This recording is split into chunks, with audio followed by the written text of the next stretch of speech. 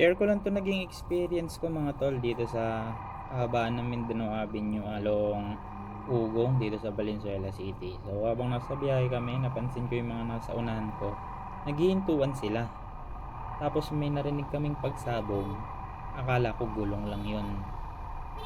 Ayan, nagpapakiramdaman sila rito kung may dederetso ba. Tapos na medyo nakalapit-lapit kami, napansin namin may mga nagkalat sa kalsada na tangke ng LPG, yung mga super kalan pa. Yung pala, yun yung sumabog. Ayan, makikita nyo dito sa daanan, nagkalat yung mga tangke.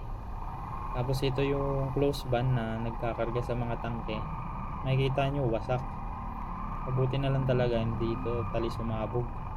Kung hindi, marami pang madadamay. So, ayun lang. Ride safe sa inyong lahat. And peace out.